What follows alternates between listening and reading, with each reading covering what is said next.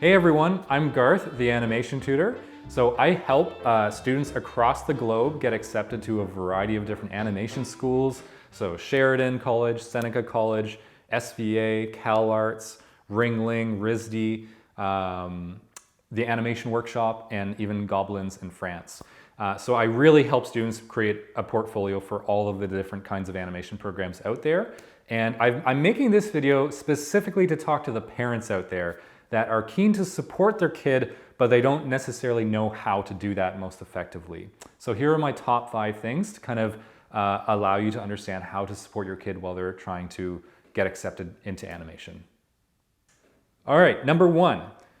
So invest in your kid's imagination. So what does that mean?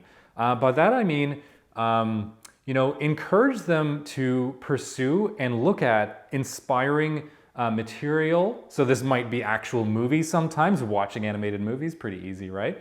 But it might also mean encouraging them to kind of look at great YouTube channels that are encouraging really awesome learning and things like that. And I've actually I keep an ongoing list that I regularly add to in my resources page below. So definitely have a look at that link. And there's tons of stuff there that you can read through and send to your kid to kind of inspire them and just kind of keep their imagination flowing. There's a number of books and online media that you can choose from.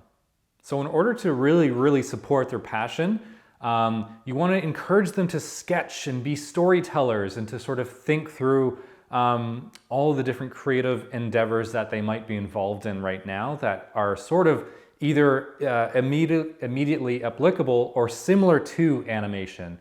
So world building, fleshing out all the different stories that they have going on in their minds, encouraging them to doodle all the time. The things that most teachers really hate, you want to encourage because it's totally different in animation.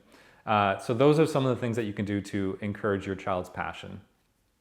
All right, number 2, encourage them to start early. Start early in the sort of mental and physical preparation to make their portfolio. So this could even mean in grade 9 or 10, you're starting that early in kind of considering the different artworks and the kind of artwork that you need to create to be accepted into an animation program. And you can have, if you're not sure of what kind of artwork they need to create, have a look at some of my successful student interviews that I do with past students that I've tutored that have been successful in getting into colleges and universities. Because you can see a huge amount of different artwork that they've created. And so those are some of the kinds of artwork that you want to encourage in them as early as possible. So the thing with animation is that although when we see art in animation, it's often of these kind of loose character sketches or of backgrounds or cool props or buildings or vehicles or things like that that are all part of a story. But we don't see the bedrock of foundational skills that lie underneath all of those finished drawings.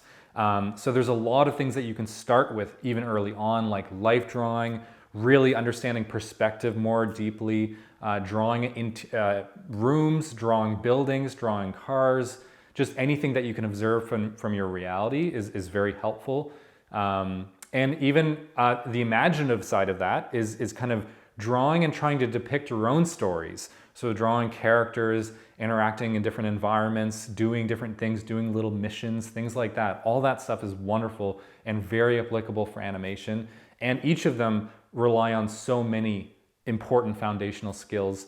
And we actually have a number of awesome foundational courses that would be incredibly helpful to get your kid started with those kinds of things if they need any help. So the third one is mostly applicable in maybe grade 11 and 12 when they're getting closer to that point of graduating from high school, when they really need to start actually making the portfolio. But time management and accountability is number 3, and it is hugely important. It's actually the biggest determiner of success that I see in all of my students, is the ones that not only do they start early, but when it's time to make the portfolio, they pace themselves really well over it could be 6 months to a year that they're actually making their college or university entry portfolio. So to just really pick away at those assignments gradually over that time period is a huge help. So the fourth one is a little more technical and might be simpler for others. But I found the technical process of applying to different schools very inhibiting, and honestly, I found it very confusing. So even just help them navigate the different college portals that they require you to go through to apply to the different schools when it comes time to actually apply, that would be very helpful because again, it's just incredibly overcomplicated. These are institutions we're talking about, right? So it's notoriously complicated at many schools to kind of figure out how to actually apply. So just helping them through that process is a big help as well. So my fifth and final piece of advice is to be there for them when they're having a difficult time. Being an artist is already a very fraught kind of endeavor. There's often moments of doubt where you feel like you're lacking in your skills. And so if you're there to kind of lift them up and to carry them and to just kind of continually encourage them as they are creating their portfolio or just studying art generally, that's a huge help. This also applies even after they apply to programs because a lot of students don't get accepted on their first application, especially to incredibly competitive schools like Sheridan or Gobelins.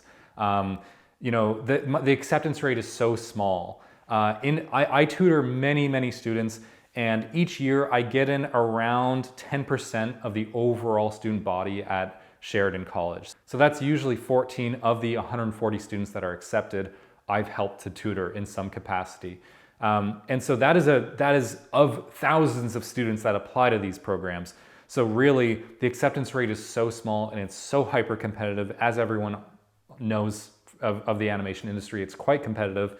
So just to be there for them when they get their rejection letter, things like that. Or maybe they don't, fingers crossed, but a lot of students are used to getting at least one rejection letter in the mail from colleges and universities. So to just keep encouraging them through this process, being there when they're having difficult times, that is a huge thing that you can do for your kid. So I hope this video is helpful. Please check out our website. We have a number of different courses, summer camps, workshops, and mentorships. I've been helping students get into different schools across the globe for over 10 years. And so I've had a ton of, I see portfolios all the time. So please reach out and book a free call or book a free portfolio assessment, and I'll have a look at your kid's portfolio and give them my sense of what I think. All right, take care.